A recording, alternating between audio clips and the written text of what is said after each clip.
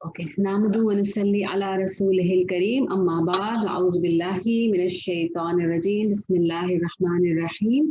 Rabbi इश्रह ली सदरी व यस्सिर ली अमरी वहलुल उक़दतम मिन लिसानी यफ़क़हू क़ौली। अल्लाहुम्मा फ़क़्हिनी फ़िद्दीन। Sorry. अल्लाहुम्मा इन्नी अस्अलुका इल्मन नाफ़िअन व रिज़्क़न तय्यबन व अमलन मुतक़ब्बला। अच्छा, एक मिनट, मैं पहले इससे पहले कि स्टार्ट करूं, मैं I make you host, so कोई नॉइज हो ना तो you just you can mute them. एक मिनट।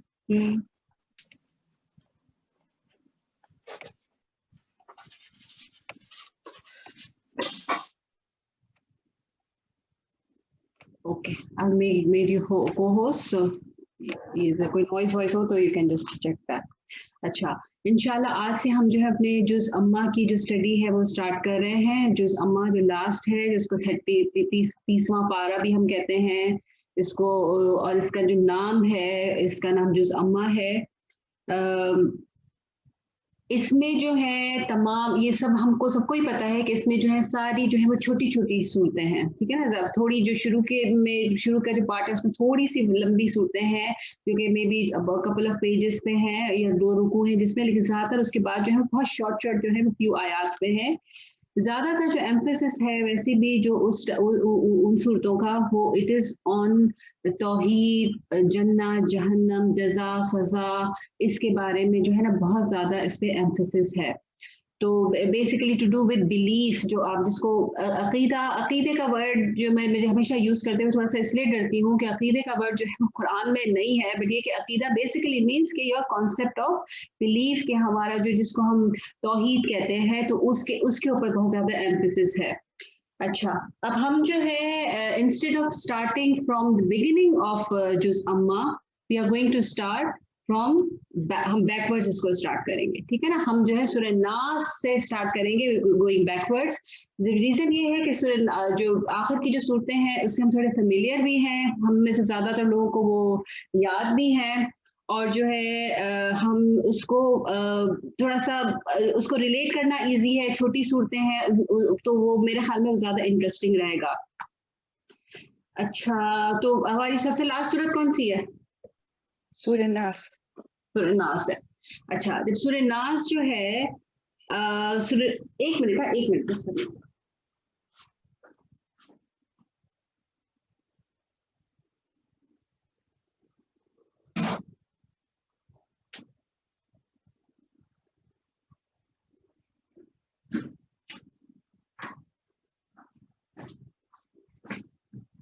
सॉरी। सूरह नास जो है, अच्छा सूरह नास के बारे में किसी को कुछ पता है कि सूरह नास किस चीज के लिए बहुत ज्यादा मतलब फेमस है? ये आपको इविल आई या फिर मैजिक, इसके लिए मतलब अपन अल्लाह ताला की प्रोटेक्शन जब मांगते हैं। अच्छा, तो सूरह नास के साथ हमेशा सूरह नास ऑन इट्स ओन नहीं, सूरह फलक और सूरह नास, और यूजुअली सूरह इखलास भी, 3 सूरों को ज्यादा अपने पास इंपॉर्टेंस है। सूरह फलक और सूरह नास जो है एक्चुअली ये जो है इनको हमेशा साथ साथ जो है ना किया जाता है। तो हम बैकवर्ड्स तो जाएंगे लेकिन हम सूरह फलक और सूरह नास जो है वो हम एक साथ करेंगे। उसकी रीजन ये है कि ये दोनों सूरतें जो हैं इसका यूनानिमसली अग्रीड है इसमें जो स्कॉलर्स और मुफस्सिरीन के, ये दोनों जो है ये साथ आई थी, साथ नाज़िल हुई थी, एक साथ नाज़िल हुई थी। इसके जो हम इंसिडेंट्स भी आगे जो डिस्कस करेंगे तो आपको पता चलेगा कि ये किसी खास मौके पर आई थी और एक साथ नाज़िल हुई थी। और दूसरा ये कि इसके जो आप अगर सब्जेक्ट मैटर, ये बड़ा हमको इजी रहेगा। नॉर्मली हमने कुछ सूरतों का हमने पढ़ते हैं कि इनको पेयर्स में कहा जाता है, इन सूरतों को कंबाइन उसमें जो है मुअव्वज़तैन भी कहा जाता है, ठीक है ना। मुअव्विज़तैन, नॉट मुअव्वज़तैन, मुअव्विज़तैन, ठीक है। वाव के नीचे जो है वो जेर है, कसरा है।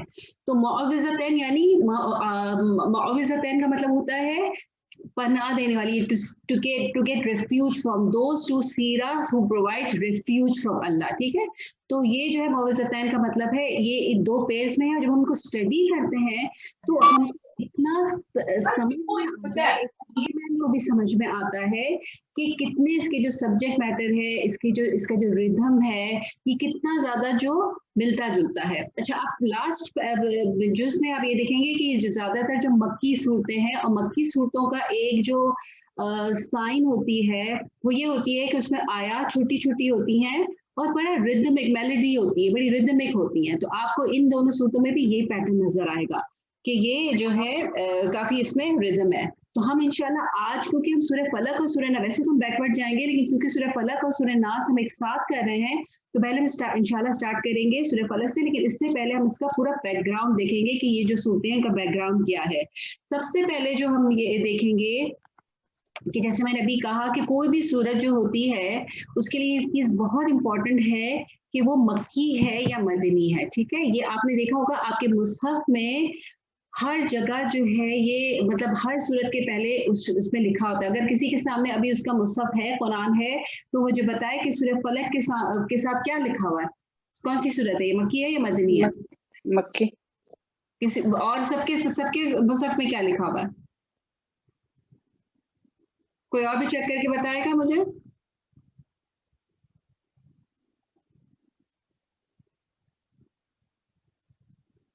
अगर किसी के पास है हो तो मुसहफ।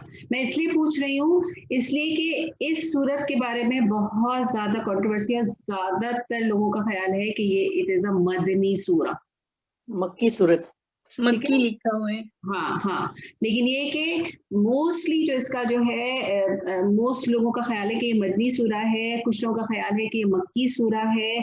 हमारे पास जो नरेशंस मिलती हैं हमको मक्की के बारे में, हमको मिलती है इमाम हसन बसरी से मिलती है, इकरमा से मिलती है, जाबिर बिन जैद, और सबसे इम्पोर्टेंटली हमको अब्दुल्ला इब्न अब्बास से मिलती है। लेकिन एट द सेम टाइम आपको अब्दुल्ला इब्न अब्बास से दूसरी नरेशन मिलती है जो उसको बताती है कि ये मदनी सूरत है। ठीक है, अच्छा, अब मदनी सूरत के लिए जो है इसका डिफरेंस ऑफ ओपिनियन क्यों है? ऐसा कुरान की सिर्फ इन सूरतों के लिए नहीं, और भी कुछ आयात के लिए और कुछ और सूरतों के लिए ऐसा हुआ है कि वो मक्का में भी नाजिल हुई है, और किसी खास मौके पर आप सल्लल्लाहु अलैहि वसल्लम को दोबारा से मदीने में बताया गया है कि आप इस इंसिडेंट के लिए जो है इसको दोबारा से पढ़े। ठीक है, मतलब ये कि कहा यह जाता है कि मतलब जब आप सारी इन चीजों को कंपाइल करने की कोशिश करते हैं तो लगता ये है कि मैं बताऊंगी कि लोगों का ज्यादा मदनी पे क्यों है, वो अब आगे के इंसिडेंट से बताऊंगी। लेकिन इसलिए ये मक्की, इसको लोग कहते हैं कि मक्की और मदनी दोनों है, जो बाद में जो उलमा कहते हैं कि ये सूरतें जो है इनिशियली तो मक्का में नाजिल हुई थी। ठीक है, लेकिन बाद में मदीना में कुछ ऐसे इंसिडेंट्स हुए कि जिसकी वजह से दोबारा से आप सल्लल्लाहु अलैहि वसल्लम को बताया गया कि आप इन इंसिडेंट्स के लिए, इन सिचुएशंस के लिए भी इन सूरतों को यूज करें। ठीक है,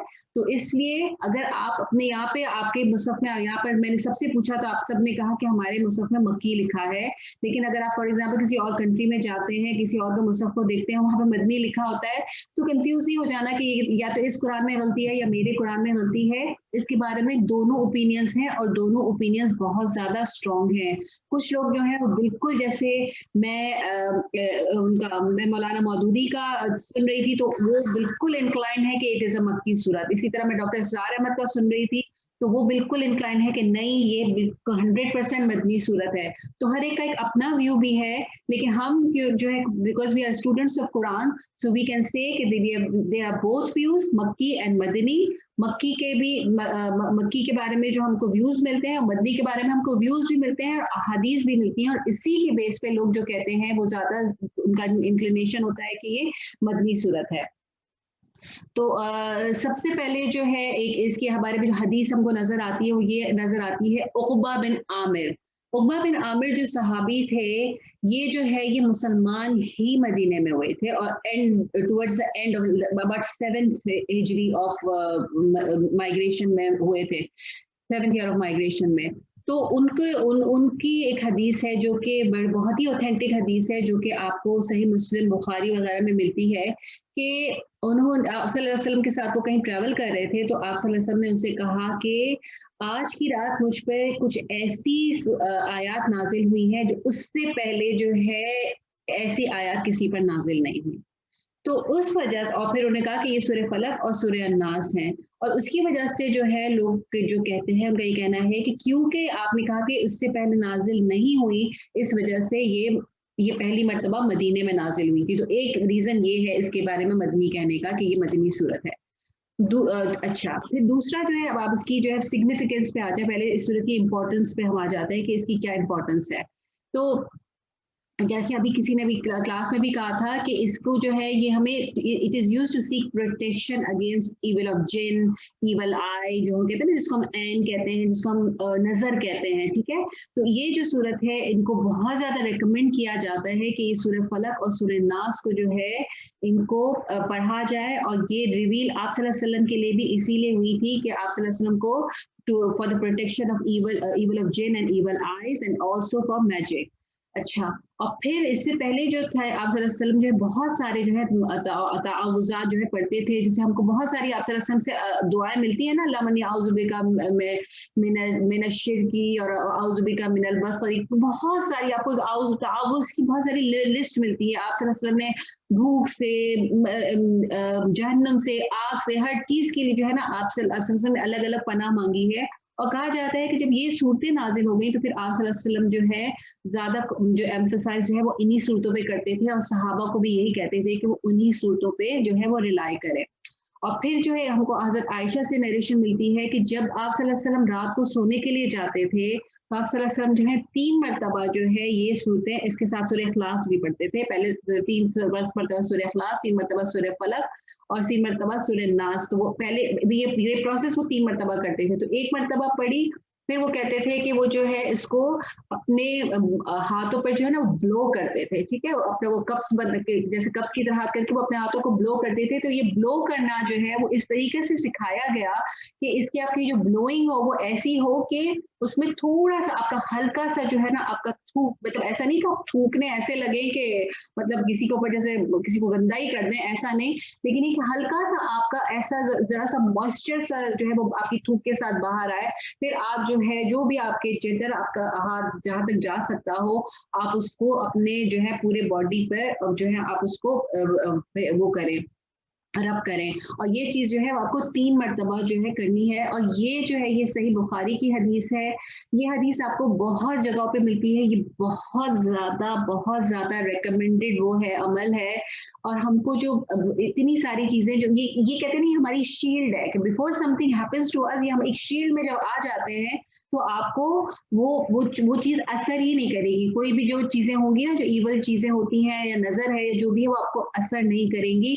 इसलिए बहुत ज्यादा रिकमेंडेड है कि ये हम खुद तो करें, अपने बच्चों को भी सिखाएं, और अगर हमारे बच्चे छोटे हैं तो हम ये अमल उनके ऊपर खुद करें जब तक वो खुद कर नहीं पाते। लेकिन ये है कि इसको कभी भी नहीं छोड़ना चाहिए, ठीक है। ये एक ऐसी चीज है कि जिसके बारे में ये नहीं है कि हाँ मैं कोशिश करती हूँ या मुझे जब याद आता है तो मैं कर लेती हूँ। I don't know, whatever you need to do, but put some sort of reminders कि you can never go to sleep without doing these things. This is so much important कि आपको मैं आगे बताऊंगी। इब्न अल क़य्यम की उनकी जो बुक है बहुत ही अच्छी, बहुत ही इंटरेस्टिंग बुक है, अल फ़वाइद। अब इसका पहले ये अरबिक में की, इसका कभी भी ट्रांसलेशन नहीं हुआ है, लेकिन रिसेंटली अब इसका ट्रांसलेशन भी हो गया है। It is such.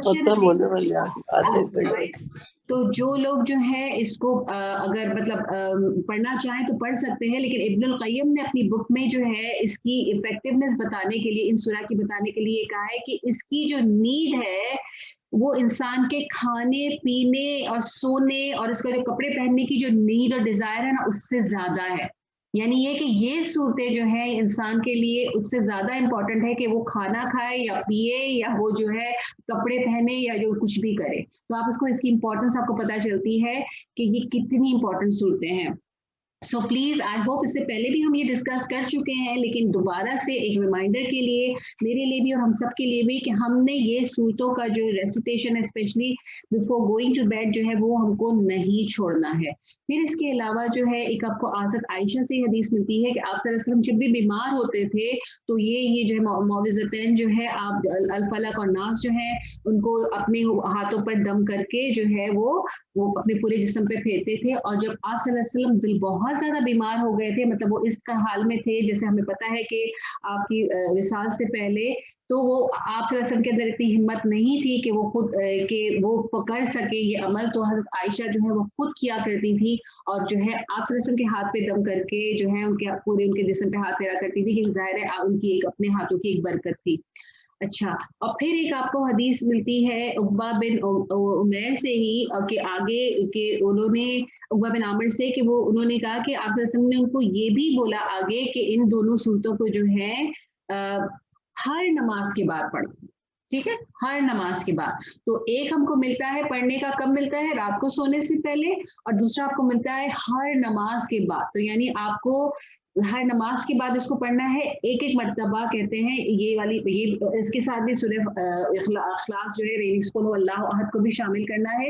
और इसके अलावा जो हमारे जो सुबह और शाम के अस्कार हैं, जो हमारे जो मॉर्निंग और इवनिंग सप्लीकेशंस हैं, उसमें हमको क्या करना है कि उसमें हमें ये 3-3 मर्तबा पढ़ने के होते हैं, ठीक है? तो वो सुबह शाम के जो अस्कार है दे आर नॉट वो नमाजों के साथ तो वो नहीं होते हैं अटैच, लेकिन हम क्योंकि वो हम हमारे कन्वीनियंस के लिए हम क्या करते हैं कि फजर के बाद और असर के बाद हम ये अस्कार पढ़ते हैं, तो उसमें हमको 3 टाइम्स पढ़ना होता है। तो ये ओवरऑल अब आप कैलकुलेट कर लीजिएगा कि आपको कितनी मर्तबा पढ़ना है, लेकिन ये है कि ये it is just put it कहते हैं ना कंपल्सरी ऑन योरसेल्फ कि ये मैंने करना ही है, इसलिए कि हम दुनिया में कितनी चीजें करने की कोशिश करते हैं, जब हम पर मुसीबत आ जाती है तो ये जो है ये तो हमारे लिए एक शील्ड है, हमारे लिए एक जो है एक ऐसा डिफेंस मैकेनिज्म अल्लाह ताला ने बना के भेजा है, और उसके ऊपर इतना एम्फेसिस किया गया है हदीस में। और इसके बाद जो हमारे जो सल्फ सालिहीन थे जिन्होंने इसके ऊपर रिसर्च की, जिन्होंने बहुत ज्यादा जो है इसकी तफसीर की,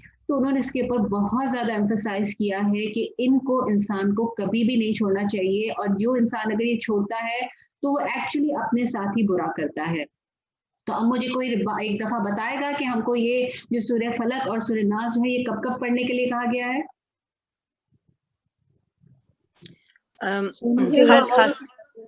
सोने के वक्त, हर नमाज के बाद, हर नमाज के बाद, फर्ज के बाद हमें चाहिए कि फजर के बाद 3 दफा पढ़ें और मगरिब के बाद 3 दफा पढ़ें, तीनों सूरतें। और हर नमाज फर्ज के बाद जोहर एंड असर ईशा के बाद एक दफा हम तीनों ये पढ़ें। रात को सोने से पहले जरूर 3 दफा पढ़ के और फिर अपने सारे बदन पे उसको फूंक मार दें। एग्जैक्टली और आई होप कि हम ये सब करते होंगे, इसलिए कि हम पहले भी डिस्कस कर चुके हैं, अल्हम्दुलिल्लाह ये बात हम पहले भी डिस्कस कर चुके हैं। और इस बात को हमें अपने बच्चों को इसलिए कि आजकल के जो जितना फितना फसाद और जो ईवल है बाहर, और कुछ ईवल नहीं है तो एक वायरस भी है। For example this virus is also one of the evils, तो it will protect us from that. So हमें बच्चों को भी जरूर सिखाना है ये बात से कि सबसे ज्यादा जो एक्सपोज है ना ईवल से, वो आजकल हमारे बच्चे हैं। तो we need to tell them. बच्चों को सुबह छोड़ने जा रहे होते हैं, फॉर एग्जांपल गाड़ी में जा रहे होते हैं, जब तो बच्चों को बोले एक मरतबा कि बेटा पढ़ लो, पहला बेटा ये जो है ना ये तीनों सूरतें पढ़ लो, तो गाड़ी में अगर उनको नहीं, इसलिए बच्चे अक्सर जो है ना वो डंडी मारते हैं, नहीं पढ़ रहे होते हैं, पता नहीं क्या है, तो छोटे एक होता है, हर बच्चा ये करता है, शायद हमने भी जब छोटे थे तो यही काम किया है। तो उनको उस वक्त रिमाइंड जरूर कराएं एज अ मदर, इससे कि ज्यादातर माँ ही जा रही होती है बच्चों को छोड़ने के लिए, तो बच्चों को जरूर रिमाइंड कराएं कि बेटा आपने पढ़ी, चलो एक मरतबा दोबारा से पढ़ लो। कितनी देर लगेगी? उतनी देर लगेगी जितनी देर रास्ते में लगेगी। But it is a protection for them. So make sure कि ये हमारे बच्चे जो है ये जरूर करें, और अगर वो कहते भी हैं हमने कर लिया तो एक मरतबा उनसे गाड़ी में जरूर करवा लें। फिर एक और जो इसके बारे में हमको इंसिडेंट मिलता है इससे रिलेटेड, वो ये मिलता है कि ये सूरत कि ये नाजिल कब हुई थी। तो एक इंसिडेंट ये हुआ था कि आप लोगों ने सुनी होगी ये बात कि आप सल्लल्लाहु अलैहि वसल्लम के ऊपर जो है मैजिक किया गया था, ठीक है, आप सल्लल्लाहु अलैहि वसल्लम के ऊपर। तो इंसिडेंट ये था कि जब ये जो हुदैबिया वाला जो इंसिडेंट हुआ था, जब आप सल्लल्लाहु अलैहि वसल्लम ने जो ट्रीटी ऑफ हुदैबिया की थी, जब आप सल्लल्लाहु अलैहि वसल्लम मक्का गए थे, आपको दाखिल नहीं होने दिया गया था, और आप जब वापस आए थे तो उसके बाद जो जूस ऑफ मदीना थे उनको लगा कि अब क्योंकि मक्का वालों से आप सल्लल्लाहु अलैहि वसल्लम की ट्रीटी हो गई है, तो अब जितना भी एम्फेसिस होगा आप सल्लल्लाहु अलैहि वसल्लम का सारा जो है वो मदीने के जूस की तरफ आ जाएगा, इसलिए कि मक्के वालों से तो ट्रीटी हो गई है कि अब वॉर नहीं होगी। तो उनको हुआ कि अब जो है कुछ ऐसा करना चाहिए आप सल्लल्लाहु अलैहि वसल्लम के अगेंस्ट के जो है वो उनके उनके उनके लिए कोई प्रॉब्लम्स क्रिएट ना करें। तो उनका एक जो है उनका एक जूस, कुछ लोग कहते हैं कि वो इट यूज अ रैबाई, और वो जो है उनका अपना कोई बहुत वेल नोन स्कॉलर था लबीद इब्न अल आसम, ठीक है। और कुछ लोग कहते हैं कि एक्चुअली वो कन्वर्ट हो गया था, बट इवन वो कन्वर्ट भी हो गया तो obviously he was a hypocrite, ठीक है। तो उन्होंने क्या किया कि वो एक बहुत ही एक्सपर्ट था मैजिक में, तो उसके पास उन्होंने जाके कहा कि तुम जो है वो कुछ मोहम्मद सल्लल्लाहु अलैहि वसल्लम के अगेंस्ट जो है ना कुछ उनके, तुम बहुत ज्यादा एक्सपर्ट हो तो उनके लिए कोई तुम मैजिक करो। अब इससे पहले कि मैं ये पूरा मैं इंसिडेंट सुना रही हूँ उससे कि हम लोग जो है ना बाज दफा क्योंकि हम इस वक्त रह रहे हैं तो हमको कुछ चीजें जो है ना we are not able to believe. हमको लगता है कि नहीं ये जो मैजिक है और ये जो जिन है और ये एग्जिस्ट नहीं करते, ये सिर्फ बकवास है, ये सिर्फ लोगों के अपने बिलीव्स होते हैं, इट्स इन योर माइंड।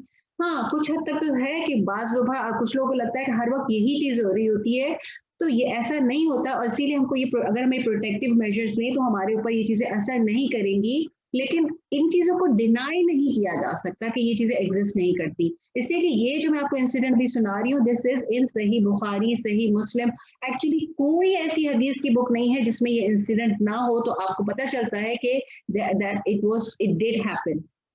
तो हुआ ये था कि उसने जो है किस तरीके से जादू किया था कि उसने जो है आप सल्लल्लाहु अलैहि वसल्लम के पास एक जो कोई काम करता था, एक जू जो सर्वेंट था, वो ही वाज अ जू, तो उसको उन्होंने बुलाया और उसको कहा कि तुम जो है आप सल्लल्लाहु अलैहि वसल्लम की कोई बिलोंगिंग्स जो है ना कोई भी जो चीजें ना हमको ला कर दो। तो उसने क्या किया कि उसने आप सल्लल्लाहु अलैहि वसल्लम का जो एक कोम था ना, वो आप सल्लल्लाहु अलैहि वसल्लम का उसने वो जो कोम था उसके कुछ जो है उसने कुछ पीसेस जो है उसके वो निकाल के जो है उनको दिए। तो जाहिर है आपको पता होता है कि हर इंसान के कोम में जो है कुछ बाल रह जाते हैं, ठीक है।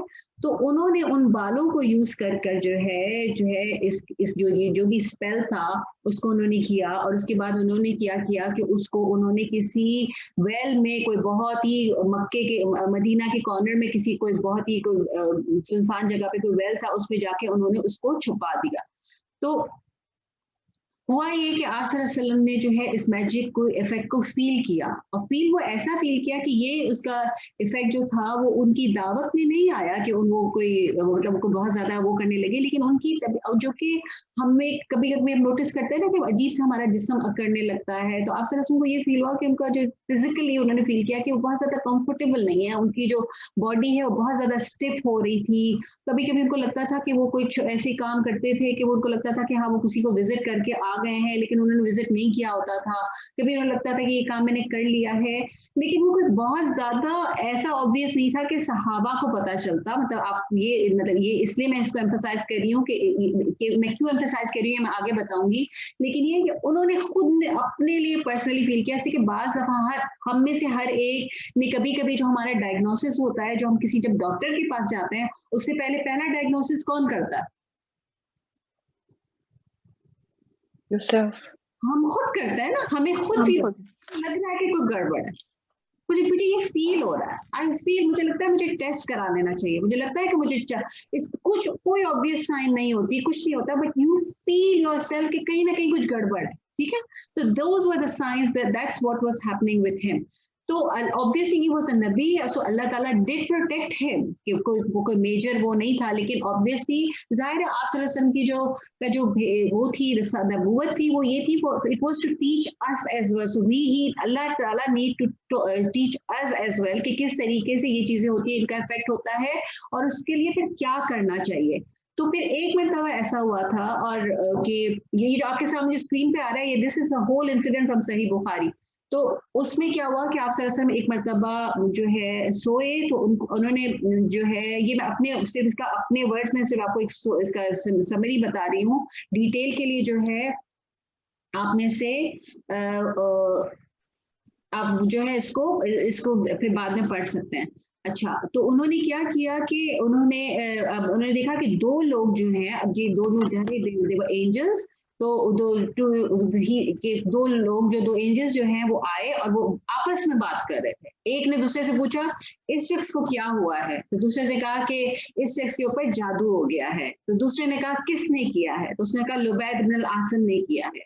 उसने कहा कैसे किया है? उसने कहा कि उन्होंने उनके बालों को लेके उसके ऊपर जो है नॉट्स लगा दी हैं और जो है इस तरीके से जादू किया। उसने कहा कि ये जादू कहाँ रखा है? तो उन्होंने उसको जगह बताई कि ये बनु जुरैक जो है वहां पे जो है उसमें वहां पे उनका एक वो वेल है, वहां पर ये है। तो उसने कहा कि तो फिर अब इसके लिए क्या होना चाहिए? तो फिर जो है उस पे उन्होंने कहते हैं कि बाज रिवायत में आता है कि उन्होंने ही कहा कि उसको निकाल के जो है उस पे ये आयत पढ़नी चाहिए।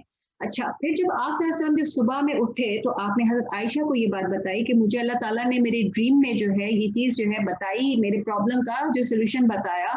और फिर आप सल्लल्लाहु अलैहि वसल्लम ने हजरत अली को, हजरत जुबैर बिन अवाम को और अम्मार बिन यासिर को जो है उस वो वेल की तरफ भेजा और उनसे कहा कि वो जो भी वहां पे वो जो बाल थे, जो भी वो जो स्पेल उन्होंने किया हुआ था, जिन चीजों पे नोट्स लगाई हुई थी, उसको वो लेके आए।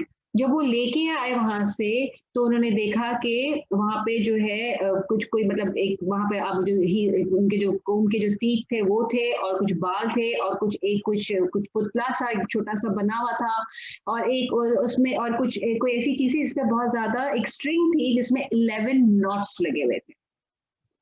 और हज़रत जिब्रील ने उस वक्त जो है उस वक्त कहते हैं कि उस वक्त अल्लाह ताला ने ये सूरतें रिवील की और आप और जिब्रील अलैहिस्सलाम ने आपको बताया कि एक एक जो नॉट है वो खोलते जाओ और जो है ये पढ़ते जाओ। तो यानी सबसे पहले आपने पहली नॉट पे पढ़ा कुल आऊज़ु बिरब्बिल फलक। तो ये जो कुल आऊज़ु बिरब्बिल फलक से लेकर अन्नास तक 11 आयतें हैं। तो वो 11 एक एक नॉट को आप खोलते गए, आप ये पढ़ते गए और कहते हैं कि जैसे पहली ही नॉट अनटाई हुई तो आपने थोड़ी सी अपने अंदर लाइटनेस फील की और by the end of 11th he was completely free of everything. He just felt कि आई एम आउट, मुझे जो भी था मैं बंधा हुआ था जो भी था। So that's how he felt. और उसके बाद जो लोग थे ज़ाहिर इतने सारे सहाबी थे तो उन्होंने जब ये देखा कि इस तरीके से हुआ है और बिकॉज नाम भी बता दिया गया था कि किसने किया है ये स्पेल, तो सहाबा ने आपसे कहा कि क्या हम उसको जाके कि हम इसको कत्ल कर दें?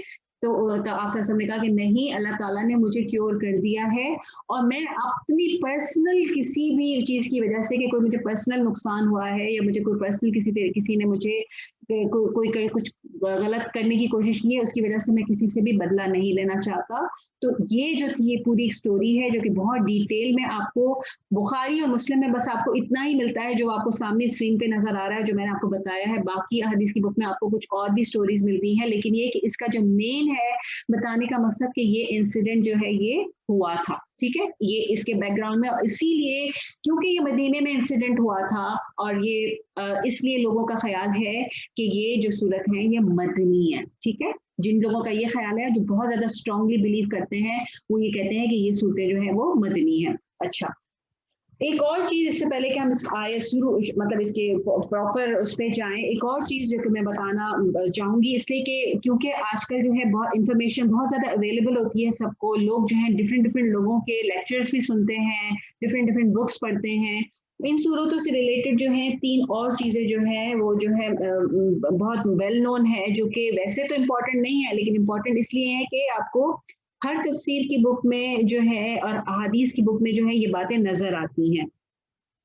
सबसे पहली बात तो ये कि इस सूरत के बारे में जो आपको मिलती है जो कि बहुत ही अनयूजुअल बात जो कि मेरे इल्म में भी पहले नहीं थी कि are these part of Quran, are these 2 सूरज पार्ट ऑफ कुरान। इसके बारे में बहुत ज्यादा आपको डिस्कशन नजर आता है कुछ बुक्स में। उसकी वजह ये है और मैं सिर्फ ये इसलिए बता रही हूँ क्योंकि ये बहुत ज्यादा मेंशन किया गया है। Obviously they are part of Quran, लेकिन इसकी जो रीजन है कि बात क्यों कही गई है वो इसलिए कही गई है कि अब्दुल्ला इब्न मसूद एक बहुत ही वेल नोन सहाबी हैं जिसके बारे में और बिल्कुल अर्ली टाइम के हैं वो, ये जिन्होंने इस्लाम कबूल किया था। अब्दुल्ला इब्न मसूद कहते हैं कि ये जो सूरत है ये दोनों कुरान का हिस्सा नहीं है।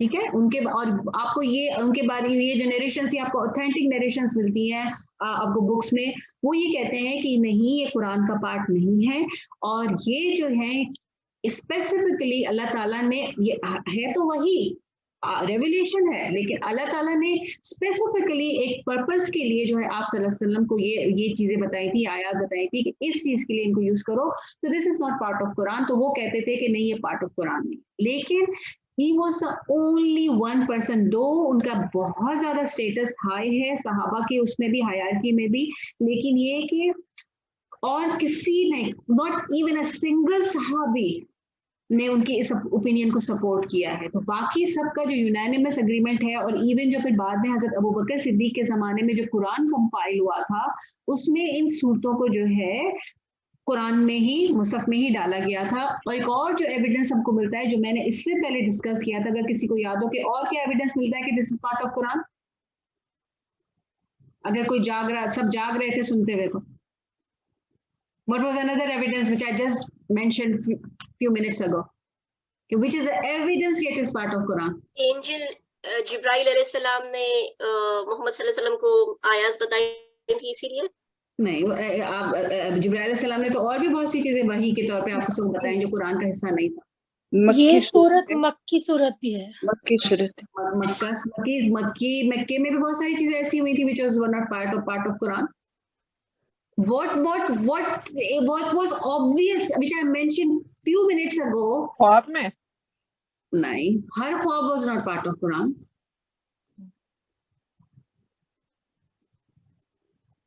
I just mentioned. आप सल्लल्लाहु अलैहि वसल्लम पे जब उतारी गई थी, तो आप सल्लल्लाहु अलैहि वसल्लम मतलब आप रिवील किए कि ये जैसे दूसरे सूरतें रिवील किए थे कि ये पढ़ना, तो ये भी ना, आप अल्लाह ताला जो कह रहे हैं। ने उब्बा बिन आमिर से कहा कि इसको अपनी नमाज में पढ़ा करो। अच्छा, नमाज में क्या आप कुरान के अलावा कुछ पढ़ सकते हैं? नहीं, नमाज में आप जब अल फातिहा के बाद क्या पढ़ते हैं? कुरान की कोई सूरत या कुरान का कोई हिस्सा, ठीक? तो that indicates, that Surat indicate, that हदीस इंडिकेट्स, एंड सेकेंडली रिपीटेडली आप सल्लल्लाहु अलैहि वसल्लम ने बहुत सारे ओकेजन्स पे सूरह फलक और सूरह नास नमाज में पढ़ी है, सहाबा को भी पढ़ाई है। जब आप सल्लल्लाहु अलैहि वसल्लम ने जमात नमाज पढ़ाई है, so that proves there is no confusion about it. So how do you go back, how do you justify कि अब्दुल्ला बिन मसूद को क्या हुआ था? हालांकि he is a narrator of so many अहादीस, he is one of the, जिसको कहते हैं अस्साबिकून। देखे उस जमाने में गूगल तो था नहीं ना, उनके पास व्हाट्सएप था, हो सकता है उनको वो इन्फॉर्मेशन ना मिली हो, ठीक है, उस वक्त जिस वक्त उन्होंने ये बात की। और हो सकता है कि उन्होंने अपनी ओपिनियन को जब बाद में, जब दूसरे सहाबा से डिस्कस किया और जब बाद में जो कंपाइलेशन ऑफ कुरान हो, तो हो सकता है उन्होंने उसको अपनी ओपिनियन को चेंज भी कर लिया, ठीक है। इसलिए कि अब्दुल्ला बिन मसूद उस वक्त मौजूद थे जब कुरान कंपाइल हुआ था, तो आपको कोई भी जो वॉइस रेज होती हुई नजर नहीं आती है कि जब ये कुरान कंपाइल हो रहा था तो अब्दुल्ला बिन मसूद ने कहा कि नहीं, मतलब उस वक्त सहाबा के दरमियान कोई डिफरेंस ऑफ ओपिनियन आ गया कि नहीं, this is not part of Quran. तो आपको ऐसी कोई स्टोरी नहीं मिलती है।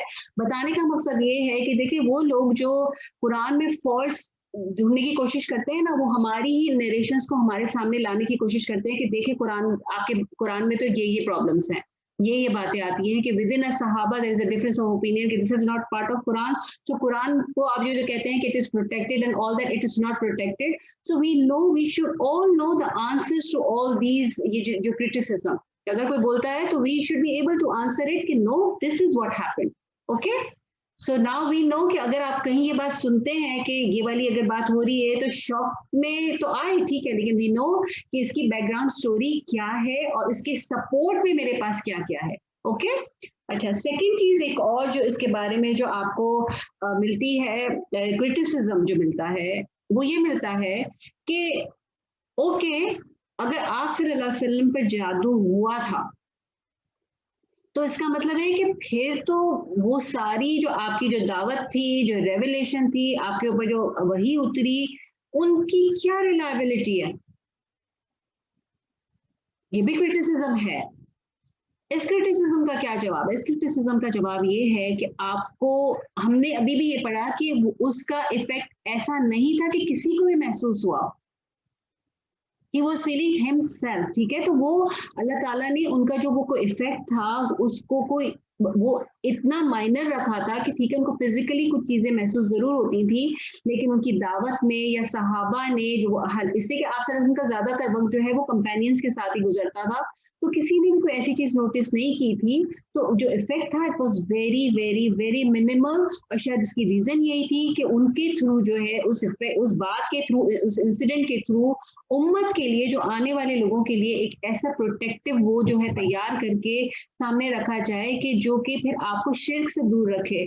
आज हमको पता चल गया है, या हम आज इन सूरतों को रिलीजियसली फॉलो करते हुए रेगुलरली अपना बना लें, तो बेस्ड ऑन दैट हदीस एंड ऑल दैट, अगर हमारा फेथ भी हो तो हम जो है अपने आप को प्रोटेक्ट कर सकते हैं। We don't need to go through all these XYZ बाबा जीज, और जो आपको वो जो यूज करते हैं या जो भी करते हैं। तो एक तरीके से ये एक लेसन सिखाने के लिए, ये बात बताने के लिए जो ये चीज हुई थी, लेकिन इसका कोई ऐसा इफेक्ट नहीं था कि आप सल्लल्लाहु अलैहि वसल्लम जो है वो अपसाइड डाउन हो गए थे। तीसरा जो चीज है वो ये कि अब तो आप सल्लल्लाहु अलैहि वसल्लम ने ये चीज की, तो क्या मतलब है कि ये जो तावीज करना और ये सारी चीजें इलाज के लिए जो है, जो कहते हैं ना वो कुछ लोग जो है अजीब अजीब सी चीजें करते हैं, झाड़ू लेके और पता नहीं क्या क्या करते हैं, तो क्या ये जायज है? फिर तीसरा जो आर्ग्यूमेंट इससे रिलेटेड आता है, तो क्या ख्याल है, ये जायज है? बिल्कुल नहीं। बिल्कुल नहीं। और तो फिर इलाज कैसे होगा अगर किसी के साथ कुछ ऐसा हो ही गया अनफॉर्चुनेटली? अल्लाह आपको बताया, जो तरीका था ना, जो बस वही जो आयतें 3 सूरतें जो पढ़ी गई हैं 3 टाइम्स, और जो तरीका से किया गया हुआ है, मतलब आप अपने पर यही पहले, मतलब I mean to say that you can go ahead with the protection, and if this happens then you can do these surahs. Yeah, you can do it to the आप जब तक कुरान की आयत को, जो आपको कहते हैं ना रुकिया शरई जिसको कहते हैं, कि जो आयत आप सल्लल्लाहु अलैहि वसल्लम ने जो सूरतें और आयत बताई कि उनको यूज करने करके जो अगर कुछ ऐसा चीज करते भी हैं तो at least that is allowed, to that extent it is allowed. But ये नहीं है कि बस मुझे लगा कि आज तो मेरी नंद आई थी मेरे घर, इसने कुछ करके ही गई है तो बस मैं जल्दी से लूं रुकिया और पढ़ना शुरू कर दूं और पता नहीं क्या क्या करूं। ऐसा नहीं, अल्लाह पे तवक्कुल जो है ना, और तवक्कुल का जो फर्स्ट स्टेप है डिफेंस मैकेनिज्म, क्या कि मुझे ये सुबह शाम के जो मेरी जो मॉर्निंग इवनिंग सप्लिकेशंस हैं वो, और इसके अलावा जो मुझे जो ये जो बताया गया है कि आपको ये सूरतें जो पढ़नी है रात को सोने से पहले, मुझे अपना पूरा डिफेंस मैकेनिज्म जो है अपना स्ट्रांग रखना है। और उसके बाद अगर कुछ हो जाता है, जो भी होता है अल्लाह की मर्जी से होता है, तो फिर उसको मुझे आप सल्लल्लाहु अलैहि वसल्लम जो सुन्नत का तरीका है उसी को फॉलो करते हुए मुझे अपना इलाज करना है या इलाज करवाना है। मुझे उसमें फिर ऐसा नहीं, इसलिए ऐसे वक्त में शैतान जो है वो आपको दूसरे रास्ते पे ले जाता है। तो हमें जो है अपने इस चीज को बहुत ज्यादा बैलेंस रखना है कि ठीक है, हाँ ये चीजें एग्जिस्ट करती हैं, होती हैं, लेकिन मेरे साथ नहीं, अगर मैंने ये चीज किया तो मुझे कुछ होगा नहीं। पहली बात तो ये, if I am doing it nothing will happen to me. इसके बारे में मैं और डिटेल्स मुझे सूरतें खत्म कर लेंगे तो हम दोबारा से इस चीज को एड्रेस करेंगे, क्योंकि एक ऐसा टॉपिक है जिसपे हम बहुत ज्यादा सेंसिटिव भी हो जाते हैं, जिसके बारे में हम जब हमारे साथ कुछ होता है, फॉर एग्जाम्पल हमारे साथ कुछ मिसहैप हो जाता है, हमारे घर में कोई बीमारी हो जाती है, हमारे बच्चों का रिजल्ट अच्छा नहीं आता, किसी की बिजनेस में कोई लॉस हो जाता है, किसी बच्चे के साथ कोई इशू हो गया, कोई पीचीज हो गई, डिवोर्स हो गई, शादी मंगनी टूट गई, ऐसे तो हमें लगता है कि किसी ने हमारे साथ कुछ कर दिया। तो ऐसे मौकों पे हमें पहली बात तो ये कि हमें अल्लाह पर तवक्कुल और अल्लाह की रजा पे जो है वो राजी होना होता है कि नहीं, हर चीज ऐसे नहीं होती, अल्लाह का भी एक सिस्टम होता है, प्रोसीजर होता है। हाँ, अगर आप कुछ ऐसे साइंस देख रहे हैं, आपको लगता है कि है भी, तो फिर अगर आप करें भी तो फिर आप, दुनिया में ऐसे कुछ लोग, देखिए दुनिया में सारे लोग बुरे नहीं है, ठीक है, कुछ लोग ऐसे जरूर होंगे जो कि शायद अभी भी हैं, शायद नहीं यकीनन है, कि जो कि आपकी हेल्प कर सकते हैं, जो आपको बता सकते हैं, लेकिन जो आपका पहला स्टेप होगा, जिससे मेरे ख्याल में 99.9% का तो वहीं पर सोल्यूशन निकल आएगा कि आप सबसे पहले तो ये वाली चीजों को अपनी जिंदगी में शामिल रखें, और अगर फिर कुछ हो जाए तो आपको जो शरई रुकिया जो मिलता है कि आपने ये जो आयात पढ़नी है, आप ये करेंगे तो 99.9% तो आपका ये प्रॉब्लम सॉल्व हो ही जाएगा। तो 0.01% जो रह जाते हैं उनके लिए फिर दूसरी चीजें हैं, लेकिन जरूरी नहीं है कि हम जितने लोग यहाँ पे बैठे हैं हम सबके सब उस 0.01% में शामिल हो, ठीक है। तो ये जो है ये बात समझ में आ गई, इसका पूरा बैकग्राउंड, इसका जो ये इन सूरतों का, कि इन सूरतों की इंपॉर्टेंस क्या है, इन सूरतों का बैकग्राउंड क्या है, ये सारी चीजें सबकी समझ में आ गई है। मेरा एक क्वेश्चन है मरियम बाजी, जो स्क्रीन पर है जब हम एंजल जिब्राइल अलैहिस्सलाम के बारे में बात कर रहे थे कि ही आस्क्ड प्रोफेट मोहम्मद सल्लल्लाहु अलैहि वसल्लम टू रीड ईच आया when he was opening the notes. यहाँ पे सिर्फ 2 सूरे मेंशन्ड है, इजंट इट? सूरे फलक एंड सूरे नास। मैं सोचती थी कि इट वाज 3 सूरास, सूरे फलक, सूरे नास एंड सूरे इखलास। Is it not right? आप सल्लल्लाहु अलैहि वसल्लम ने जब पढ़ने को बोला ना, जब आप सल्लल्लाहु अलैहि वसल्लम ने जब बाद में अहादीस में पढ़ने को बोला ना कि रात को सोने से पहले हर नमाज के बाद, तो आपने उसको ऐड किया, but they were not revealed together. Okay, reveal जो हुई थी ये दोनों सूरतें साथ हुई थी, अल फलक और अल नास। ओके, जज़ाकल्लाह खैर। ठीक है, वो सूरत लेकिन आप सल्लल्लाहु अलैहि वसल्लम ने उस सूरत को, जब हम सूरत इखलास में जाएंगे तो उसकी भी हम इंपॉर्टेंस पढ़ेंगे तो हमें पता चलेगा कि क्यों आप सल्लल्लाहु अलैहि वसल्लम ने क्यों उसको ऐड किया। कहते हैं ना कि आपको फॉर एग्जांपल डॉक्टर ने आपको 2 मल्टीविटामिन्स दी और बोला कि चलो डी भी ले लो, विटामिन डी भी तुम्हारे लिए, ये भी तुमको, ये भी अगर ये भी ले ली तो तुम्हारा डिफेंस, तुम्हारा जो सिस्टम है वो और स्ट्रांग हो जाएगा। ठीक है, तो आप सल्लल्लाहु अलैहि वसल्लम ने एक और पिल जो है ना वो ऐड कर दी, लेकिन दैट वाज सेपरेट। ठीक है, मल्टीविटामिन्स एक साथ होते हैं और कैल्शियम अलग से होती है ना, तो ये जो है ना ये मल्टीविटामिन्स है फलक और नास, एक साथ हैं, दे आर टुगेदर। ठीक है, दे वर रिवील्ड टुगेदर। और जो स्पेल को लिए ये इंसिडेंट हुआ था तो इन्हीं दोनों सूरतों को जिब्रील अलैहिस्सलाम ने बताया था। ठीक है, अच्छा, अब हम जो है इसकी असल जो है अब सूरत की तरफ आते हैं कि सबसे बिस्मिल्लाहि मिनश शैतानिर रजीम बिस्मिल्लाहिर रहमानिर रहीम। अब ये जो मैंने यहाँ पे थी कि इस पे भी देखिए मक्की लिखा हुआ है। ठीक है, लेकिन मैं आपको अब हो सकता है कि हमारे जो कल्चर में ज्यादा लोगों स्कॉलर्स का ये बिलीफ हो, लेकिन ये कि there is a very very very strong opinion about it कि these two surahs are मदनी। बट ये कि वी विल, अगर हमसे कोई पूछता है तो वी नो द आंसर कि क्यों कोई मक्की कहता है और क्यों कोई मदनी कहता है। तो बिस्मिल्लाहिर रहमानिर रहीम, इसकी जो सूरतें, ये छोटी छोटी सूरतें हैं, इस सूरत की भी जो है सिर्फ 5 ही जो है वो आयात हैं। तो सबसे पहले जो है आयत है कुल आऊज़ु बिरब्बिल फलक।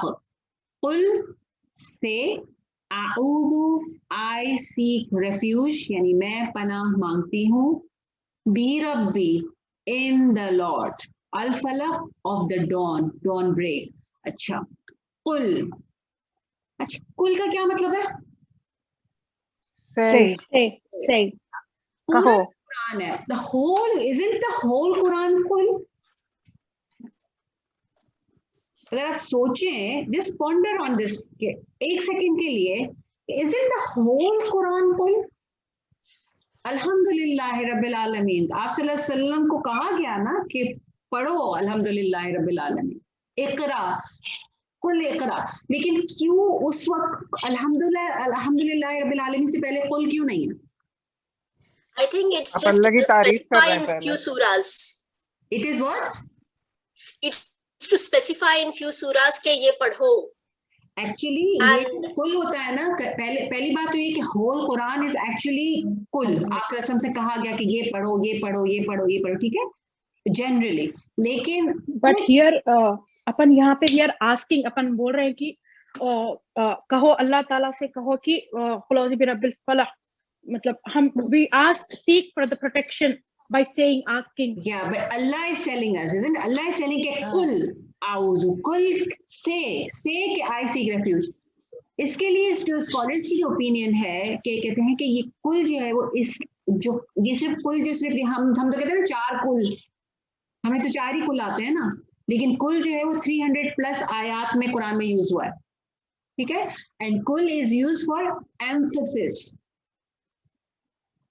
ठीक है, किसी चीज को एम्फसाइज करने के लिए। तो जब आपके सामने कुल आ जाता है तो वी नो कि Allah is actually emphasising this कि this is important, this is actually the whole Quran is important, but some part is more important, जहाँ पे हमारी अटेंशन ले जानी होती है। तो कुल is used here to emphasise, किससे, से व्हाट, आऊज़ु। आऊज़ु का जो है ना, जो इसका जो रूट वर्ड है आज़ा या आऊज़ु है, इसका मतलब है हमने यहाँ पे तो जो है एक होता है ना कि सीक रेफ्यूज, वो जब मैं इसको पढ़ रही थी तो उसमें था कि ऐसी रेफ्यूज कि you just cling to somebody, You want such a refuge कि तुम बस आप उसके पास उसके पीछे छुप जाए। आप ये नहीं कि आप सिर्फ उससे मांग रहे हैं, आप ये नहीं कि आप उससे मांग रहे हैं, होता है ना कि आई सी रेफ्यूज, आप किसी से हेल्प मांग रहे हैं, you are seeking it, actually you want him to just protect you by all means, ठीक है। तो कुल आऊज़ु बिरब्बिल फलक। अच्छा, अल फलक का जो मतलब है, वैसे जो फलक का जो मतलब होता है यहाँ पे वो है वो डॉन ब्रेक है, ठीक है। I think I need to move मेरा जो है बैटरी जो है वीक हो रही है, बैटरी डेड हो रही है। Let me move.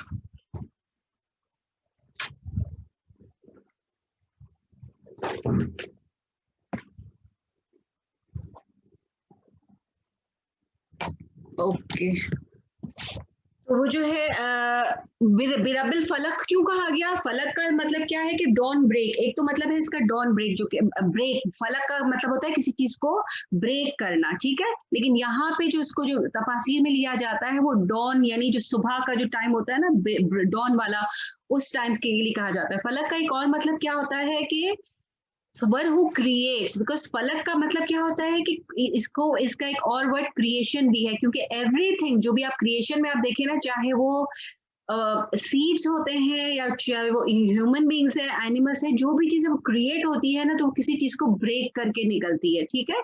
तो यानी आप किससे पनाह, किसकी वो ले रहे हैं, आप किसकी रिफ्यूज ले रहे हैं, किससे पनाह मांग रहे हैं?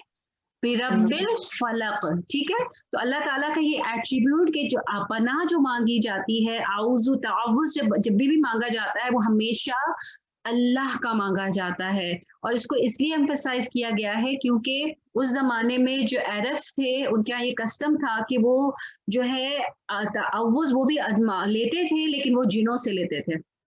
वो कहीं जाते थे तो कहते थे कि मैं उससे पनाह मांगता हूँ जो इस एरिया का जिन है, ठीक है। तो इसलिए बताया गया है कि तावुज़ जो है वो हमेशा जो है वो अल्लाह से मांगा जाता है, ठीक है। अच्छा, अब यहाँ पे पहले तो आपको ये एट्रीब्यूट बता दिया गया कि कुलाउज़ु किससे? बिरब्बिल फलक। आगे जो बताया गया है, आगे की जो आयतों में आपको बताया गया है वो क्या बताया गया? तो पहले जो हम इस आयत को जब हम पढ़ेंगे तो सबसे पहले हमें ये रियलाइज करना है कि हमें प्रोटेक्शन की जरूरत है, ठीक है। हम जो है सेफ नहीं है, ठीक है। सबसे पहले कि वी आर सराउंडेड बाय हमारे जो इविल अटैक्स हैं, चाहे वो उसमें कुछ भी है, चाहे वो आपके वायरसेस हैं, आपके कुछ भी जो चीजें आपके इर्द गिर्द हैं, चाहे वो लोग हैं, चाहे वो आपके इर्द गिर्द जो है वो फसाद वाले लोग हैं, जो भी हैं, डे एंड नाइट जो भी है, उसमें बहुत सारे इवल्स हैं and you need to protect yourself. दूसरा ये कि रब ऑफ डे ब्रेक आपको क्या बता रहा है? आपको ये सोचने पे मजबूर करता है कि वो रब जो है, मतलब जो दिन को रात में कन्वर्ट करता है, उसका पावर क्या है। तो जब सुबह जो सूरज निकल रहा होता है, व्हेन सन कम्स आउट, तो उस सन का जो है वो क्या चीज है, उसका डायमीटर क्या है, उसका प्रोसीजर क्या है, कितनी परफेक्शन है उसके अंदर, कितना उसका जो है मतलब जब वो सूरज इतनी क्या चीज है, तो उस रब क्या चीज होगा, ठीक है। तो मतलब ये कि आपको एक रब की भी, आपको ग्रेटनेस भी जो है वो आपको समझ आती है। इसीलिए जब आप कोई भी कुरान का पाठ पढ़ते हैं, इसीलिए जो है ना पॉन्डरिंग को बहुत ज्यादा एम्फसाइज किया गया है कि it makes you think. Otherwise अगर आप पैरेट फैशन में जब कोई भी चीज पढ़ते हैं तो वो आपको इफेक्ट नहीं करती। फिर ये कि हम ये सोचें कि जब अल्लाह, ये जो हमें बिरब्बिल फलक का वर्ड क्यों यूज किया गया है, फलक का वर्ड क्यों यूज किया है, कि यानी हम जब ये सोचें कि वो अल्लाह जो रात के अंधेरे को दिन में कन्वर्ट, यानी रोशनी में कन्वर्ट कर सकता है, वो मेरे लिए भी जो है हर किस्म की जो डार्कनेस जो है वो रिमूव कर सकता है। और फिर ये कि बिकॉज ऑफ से ये सूरत स्टार्ट हुई है, तो इट इज अ विजडम कि हम भी जो है दूसरों को जो है इसी तरह, जैसे प्रॉफेट सल्लल्लाहु अलैहि वसल्लम ने हमको हर चीज प्रॉपरली जो है हमको कन्वे की, इसी तरह we need to convey it to others with the same kindness. अच्छा, उसके बाद वाली आयत क्या है? मिन शर्री मा खलक। मिन का क्या मतलब है? फ्रॉम, ठीक है। अब ये तो मेरे ख्याल में इस वाली सूरत का तो सबको वर्ड बाय वर्ड मीनिंग आता ही होगा। Sir, evil, ma, what, and khalaq is created. So we are seeking refuge from what he created, Everything he created, yani everything which can harm us is created by Allah. Allah. ठीक है ना? Everything which can harm us is created by Allah. So actually that was enough, wasn't it? कि आपने बोला कि min sharri ma khalaq, ठीक है? कि हम कह रहे हैं कि शर के एक्चुअली दो मीनिंग होते हैं, एक होता है evil और एक suffering. और कभी कभी क्या होता है कि some evil thing appears, आपको लगता है कि वो आपको अच्छी लग रही होती है, बट उसका जो एंड होता है वो it results in a suffering. So everything यानी जो है evil and suffering इसमें दोनों included होते हैं. दूसरा ये कि हम अल्लाह से जो है उसकी प्रोटेक्शन हम अल्लाह से ही प्रोटेक्शन मांग रहे हैं. हर उस चीज को जो अल्लाह evil जिसका हमें पहुंचेगा वो भी अल्लाह ही ने क्रिएट किया है, तो ओवरऑल उस पर पावर जो है वो अल्लाह का ही होगा. तो इसमें जब हम कहते हैं कि what he created covers everything, ठीक है, तो उसके बाद आगे किसी चीज की एक्चुअली जरूरत नहीं थी. सूरत यहाँ पे खत्म हो जानी चाहिए थी ना. देखो लाउज़ु बिरब्बिल फलक मिन शर्रि, बात खत्म हो गई कि अल्लाह ताला के हमें बता दिया गया कि अल्लाह ताला से पनाह मांगो मिन शर्रि मा खलक, फ्रॉम व्हाटएवर ही क्रिएटेड. लेकिन अल्लाह ताला ने आगे एम्फसाइज किया, तीन चीजों को हाईलाइट किया, यानी तीन इवल्स जो है उसको अल्लाह ने कहा कि ठीक है इवल तो हर चीज का होता है, लेकिन तीन चीजों का इवल जो है वो बहुत ज्यादा है, उससे बचना है हमको. जब अल्लाह ताला किसी चीज को हाईलाइट करते हैं तो अल्लाह ताला ऐसे ही हाईलाइट नहीं करते, उसका पर्पस होता है. तो ये हमें बताया गया है कि जो तीन चीजें हैं उसको हमें और ज्यादा जो है पे अटेंशन करना है. उसमें सबसे पहली चीज क्या है? वमिन शर्री गासिक, दूसरी चीज है वमिन शर्री नफासात, और तीसरी चीज है वमिन शर्री हासिद. अच्छा, अब वमिन शर्री गासिकिन, वमिन शर्री हम ऑलरेडी कर चुके हैं, यानी फ्रॉम द इवल. गासिक किसको कहते हैं? डार्कनेस को कहते हैं, ठीक है. गासिक डार्कनेस, इज़ा वक़ब व्हेन इट स्प्रेड्स. अच्छा, पहला यानी वमिन शर्री गासिकिन इज़ा वक़ब, डार्कनेस व्हेन इट स्प्रेड्स. क्यों? कि इविल एक्टिविटीज डार्कनेस में होती हैं. फॉर एग्जाम्पल बेहुदा चीजें जो होती हैं, लोग जो होते हैं, बात सारी नाइट क्लब्स हो गए, सारे पब्स हो गए, ये सारी चीजें हो गई. इसके अलावा आप अपने माइंडसेट को भी देखें कि इंसान जब भी कोई गलत काम, कोई चाहे वो गलत मूवीज देख रहा होगा, कोई वीडियोस देख रहा होगा, ऐसी कोई भी चीज इंसान जो है ना रात के ही वक्त कर रहा होता है, चाहे वो गैम्बलिंग कर रहे होते हैं, ये सारी एक्टिविटीज जो है आप देखें, रॉबरीज हो रही होती हैं, रेप्स होते हैं, ये सारी चीजें आपको ज्यादातर कब होती हैं? रात के वक्त होती हैं. आपके आपका जो है जितनी भी आपकी जो चाहे वो गलत सेक्सुअल एक्टिविटीज हैं वो भी आप देखें वो भी ज्यादातर जो है वो रात में ही हो रही होती है. तो ज्यादातर जो बुराइयां जो होती हैं ना वो रात के वक्त में हो रही होती हैं. और इसके अलावा ये जो आप देखिए, जो मैजिक की भी बात हो रही थी ना, मैजिक भी ज्यादातर कब होता है? जो लोग मैजिक करते हैं ना, ये अपना अमल ज्यादातर कब कर रहे होते हैं? रात के वक्त में कब्रिस्तानों में जाकर, और ये सारा जो हरकतें हैं ना ये उस वक्त कर रहे होते हैं. इसीलिए हमको कहा गया है, हम एक हदीस है एक में कहा गया जिसका मफहूम है कि मगरिब के वक्त अपने बच्चों को बाहर मत निकलने दो. आप सुनिए किसी ने ये हदीस जी, क्यों कहा गया है? मगरिब के बाद ही निकलते हैं, और बच्चे जो है वो मासूम होते हैं, उनको चीजें असर करती हैं, नजर आती हैं. ये मुझे नहीं पता क्या असर करता है, क्या असर करता है? शयातीन भी उस वक्त बाहर होते हैं. का जो टाइम होता है, जब अंधेरा स्टार्ट होता है ना, बलायात, आसमानी जो बलायात, ऑल द शयातीन दे रश आउट. ये उनके निकलने का टाइम होता है, मगरिब का टाइम. तो मगरिब के जो कहा गया है ना, उसको भी बहुत से लोग मिसअंडरस्टैंड करते हैं. कहा गया वो जो मगरिब के जो अराउंड के जो 10-15 मिनट्स होते हैं ना, अब जैसे आप देखिए कि जब आप फॉर एग्जांपल कोई चीज खत्म होती है, मस्जिद में नमाज खत्म होती है, एक साथ सब निकलते हैं, उस वक्त दरवाजे पे कितना रश होता है ना. ठीक है, तो वो जो 15-20 मिनट से कहा गया कि उस वक्त अपने बच्चों को नहीं निकलने दो. इसका मतलब ये नहीं है कि वो बच्चे बस मगरिब हो गई तो यहाँ पे तो विंटर में 4 बजे मगरिब हो जाती है तो क्या हम बच्चों को बेचारों को लॉक कर देंगे? नहीं, मतलब ये है कि उस टाइम का को बताया गया कि मगरिब के वक्त, ये नहीं कहा कि रात के बाद उनको निकालो ही मत. सही है।